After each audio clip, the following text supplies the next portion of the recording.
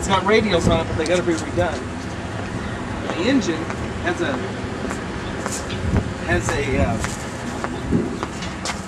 440 in it. You can't see it very well, but it's balanced and blueprinted 440 with a 3/4 race cam, and just a FM 600 deal on it for the carburetor. I can't remember. It's not, I think it's a Holley. It might be. Oh, it looks, yeah. And then air brakes on it. Okay, yeah. There's the air compressor. Some of mine have that too.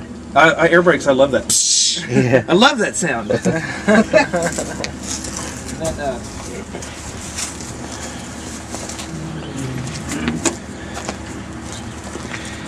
kind of a little bit of a mess, but I got an air seat that we put into it that goes up or down. That's the automatic shifters with the Allison. Okay, yeah.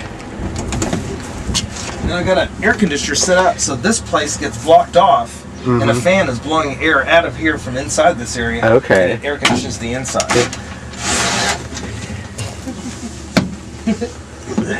And this is set up. I got a lot of this guy's stuff is in here. This is for storage underneath here. Let me put this back underneath. I got a friend that does candle business. And this is all his stuff in here. But I'm letting him put it in until he works the way out.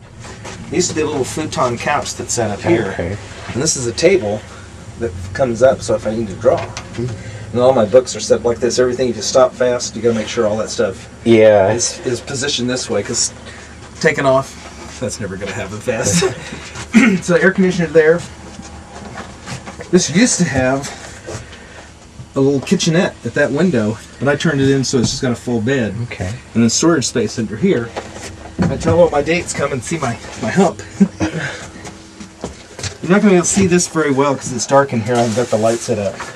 We put just a bathroom with a fiberglass tray in the bottom that we customized. And this is for, come on this way. This is for hanging stuff. Okay. And if you look back here, there's the bathroom, and that's a 50-gallon tank that you can put underneath. Yeah. Okay. Little vanity. There's not much room back here, but you can kind of get the idea. This is for a microwave, for a toaster oven, and a refrigerator. And there's a sink right here. And none of this stuff is here, but there's a sink right there. And this is your whole kitchen's facing this way, so anything that stops goes back. Who engineered this plan? Did you? It started as a regular RV, and then it kind of evolved and changed as I kind of had a purpose and a need for it. So I had two carpenters come in. They spent about $10,000 on putting the walls in. This is these walls that are right here. This helps to get up in bed this way. You can jump this way. Do you have to sleep on this part, or are you? I mean, because would your feet run into that? I'm pretty short, so it doesn't bother me. But the walls were done. When it's real cold, this sweats a little bit. But here and here, the only thing is you have to be in the shade in the middle of the summertime. Otherwise, it's like it's an oven tray. Basically, the metal just makes it hot. So if you have any kind of shade over the top, one air conditioner will just cool this whole place off. Okay. But that's sometimes you don't find shade at RV parks or anything like that. In the wintertime, that's the ideal time because the heater is. You can see how this guy came in and kind of cut the form to each one of the. It folds around. It just needs some more paint and kind of be redone.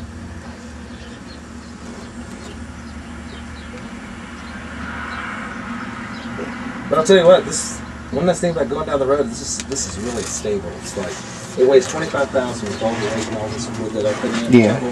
And going down the road, it's pretty tight. The guys came in and really engineered it pretty well. Then I had a stereo system set up, so every time I parked, I could just put up the table and sit there and draw and look outside. Got a different thing in front of me. Oh, this is.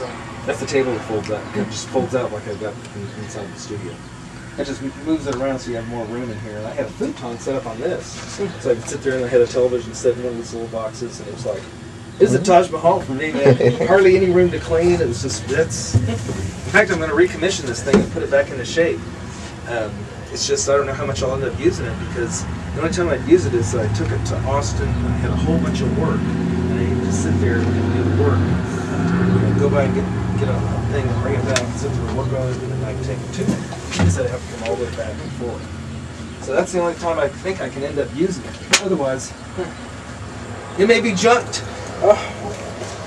I'm gonna call you before if you're ever gonna get rid of it, just call me and I'll buy it from you.